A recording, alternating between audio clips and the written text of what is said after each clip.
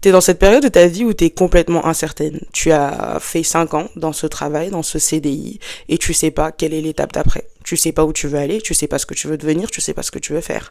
T'as fait 5 ans d'études, tu viens de les terminer, tu vas avoir ton diplôme, mais tu sais pas ce que tu vas faire de ce diplôme. Tu sais pas dans quel secteur d'activité tu veux travailler. Tu sais juste pas.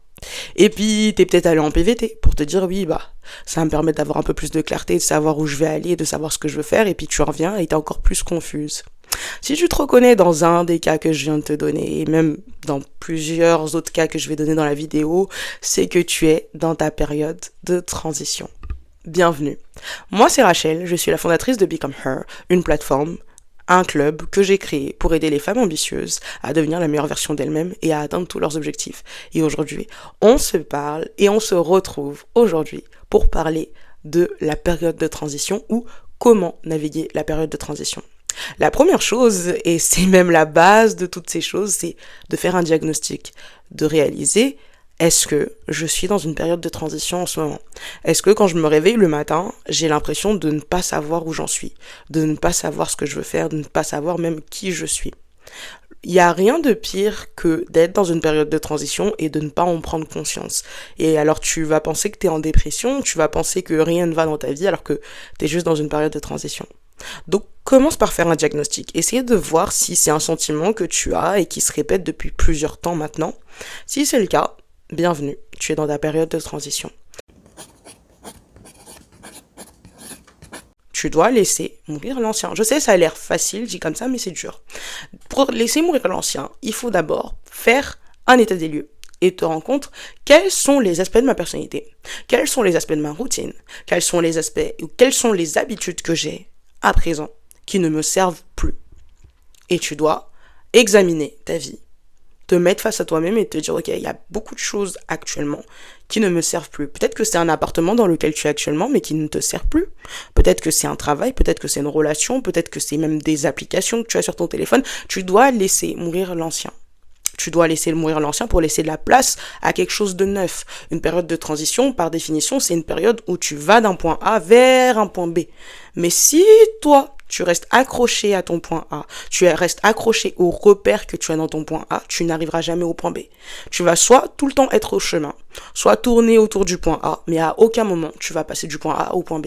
Donc tu dois laisser mourir l'ancien. Tu dois laisser certaines choses dans le passé, certaines conversations même, certaines habitudes, certains mécanismes de défense, certaines réponses, certaines choses que tu faisais et que tu cultivais jusqu'à présent.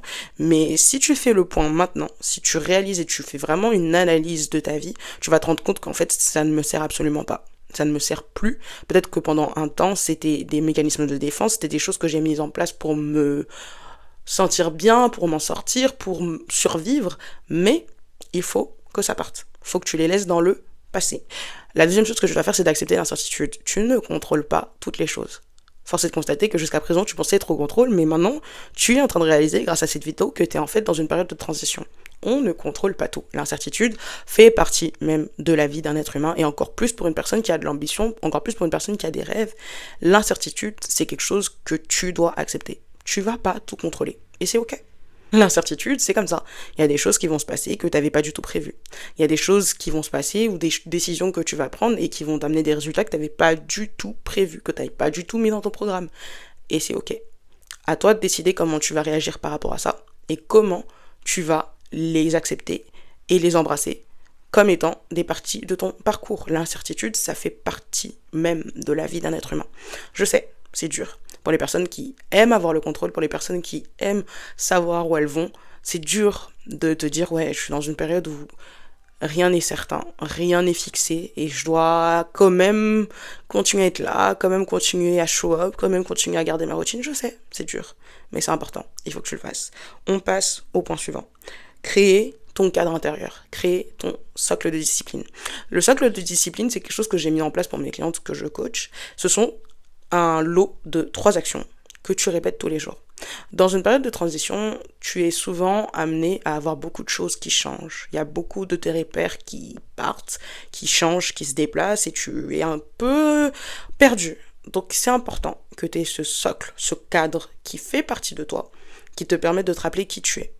Parce que c'est vrai, la période de transition, Ça a un impact sur tout ce que tu es, sur tout ce que tu fais, sur tout ce qui est autour de toi. Mais tu dois savoir. Tu dois avoir 3 actions que tu fais tous les jours qui te rappellent ton identité. Que ce soit marcher, avoir une bonne hygiène de vie. En fait, tu choisis ces 3 actions et tu les gardes, tu les maintiens, même dans cette période de transition, surtout dans cette période de transition. Je regarde en bas encore une fois parce que j'ai mes notes et je vais passer à l'étape d'après. C'est t'entourer avec conscience. T'es dans une période de transition. Est-ce que t'as vraiment besoin d'être avec des gens qui vont constamment te remettre en question tout ce que tu vas faire? Non. T'as besoin, au contraire, d'être avec des personnes qui sont sûres d'elles-mêmes, qui sont en train de t'encourager dans cette période, qui sont en train de réaliser qu'elles n'ont pas forcément besoin que tu sois tout le temps là parce que tu es déjà occupé à devenir la meilleure version de toi et à naviguer cette période de transition, qui sont limite capables de reconnaître les signes que tu es dans une période de transition plus vite que toi, mieux que toi, et qui vont mettre en place des actions pour t'aider à naviguer cette période. Tu ne peux pas être dans une période de transition et en même temps être en train d'essayer de sauver tout le monde, d'aider tout le monde. Non, c'est impossible. Tu vas te noyer, tu vas te perdre, tu vas faire un burn-out et tu vas te rendre compte qu'en fait, t'aurais pas dû concentrer ton énergie sur toutes ces choses. Non. Entoure-toi avec conscience. Fais les choix intentionnels de toutes les personnes qui sont autour de toi, de manière générale, mais encore plus dans une période de transition, parce que dans une période de transition, ton identité est en train de changer. Mais il y a des parties de ton identité, de la personne que tu es, qui vont toujours rester là. Et si les personnes qui sont autour de toi ne sont pas d'accord avec ça, c'est compliqué. Tu vas et devoir multiplier l'énergie pour toi et trouver de l'énergie pour elle. Et c'est dur. C'est dur. Tu n'es qu'une seule personne. Tu ne peux pas tout faire. L'étape d'après, c'est apprendre à écouter ton propre rythme. Je sais, c'est dur. T'as envie d'être une overachiever, t'as envie de tout faire, de tout casser, de gérer ci, de gérer ça, mais t'es fatigué. Tu es fatigué. Tu es fatigué. Et c'est ok, c'est pas grave. Prends ton temps, repose-toi. Va dormir plus tôt, va marcher, va boire plus d'eau. Prends le temps d'écouter ton propre rythme. Prends le temps d'écouter ton propre corps. Écoute quand il te dit que tu es fatigué. Écoute quand il est en train de te dire que tu es en burn-out. Écoute quand il est en train de t'envoyer tous les signaux pour t'aider et te conserver en vie, en fait. Écoute-toi. Fais-toi confiance. Fais confiance à ton intuition. Fais confiance au rythme que ton corps t'indique. C'est pas grave si ça veut dire que tu vas devoir faire une pause pendant quelque temps. C'est pas grave. Tu y vas. Tu te reposes. Tu reviens. T'es en meilleure santé. Tu te sens mieux. Mentalement, physiquement, t'es mieux. Prends le temps d'écouter ton propre rythme, surtout dans cette période de transition. Parce que si tu n'écoutes pas ton propre rythme, tu vas te perdre. Et tu vas t'épuiser en te perdant. Et on ne veut pas ça. On ne veut pas ça. En fait, tu dois trouver du sens à ta transition, de manière générale. Et ça, c'est l'étape d'après. Trouver du sens à ta transition. Pourquoi est-ce que ça arrive maintenant dans ta vie? Qu'est-ce qui a poussé tout autour de toi a changé? Est-ce que c'est parce que toi, tu as grandi? Est-ce parce que tu es devenue meilleure? Est-ce que c'est parce que tu es beaucoup plus compétente? Est-ce que c'est parce que tu es juste insatisfaite pour l'instant? Trouve du sens à cette transition. Il faut pas juste te dire, ah, je suis dans une période de transition, c'est horrible, et paniquer. Non. Trouve du sens. Essaie de comprendre pourquoi ça arrive maintenant. Quels sont les signaux? Et sur quel aspect de ta vie tu es dans une période de transition? Si c'est toute ta vie, il y a de fortes chances que c'est parce que tu as trop grandi par rapport à l'environnement dans lequel tu vivais actuellement. Je vais te partager une théorie, et c'est une théorie que j'ai développée. Ça s'appelle la théorie du pot de fleurs.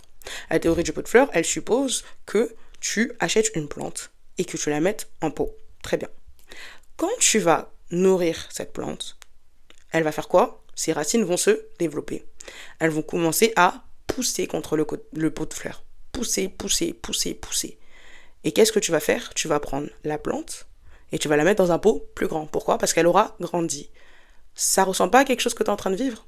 Une période de transition, tu passes d'un pot à un autre, c'est un signe que tu as grandi. Ça veut dire que peut-être que la personne que tu es, les ramifications de ta personne, les racines de ta personne se sont étendues et sont en train de pousser contre un pot. Tu dois trouver du sens à ta transition. Essaie de comprendre qu'est-ce qui en toi a changé. Quel est le déclic que tu as eu? Qu'est-ce qui a poussé ton esprit à avoir ce sentiment que tu n'es plus à ta place, que tu dois changer, que tu dois évoluer, que tu dois aller vers d'autres horizons. Et en fait, ce que j'aimerais que tu retiennes beaucoup plus que tout ce que j'ai pu te donner dans cette vidéo et tous les conseils que j'ai pu te donner, c'est que tu vas t'en sortir. Je sais que pour l'instant c'est dur, je sais que pour l'instant ça te demande beaucoup de réflexion, beaucoup d'introspection, que tu as l'impression que tu es même prisonnière de tes pensées, je comprends, j'entends. Mais ce que je veux aussi te dire, c'est que tu vas finir par t'en sortir. Ça va finir par aller. Et tu vas être reconnaissante de ce moment. Parce qu'une période de transition, pour moi, c'est un bon signe. C'est un signe que tu vas aller vers le meilleur.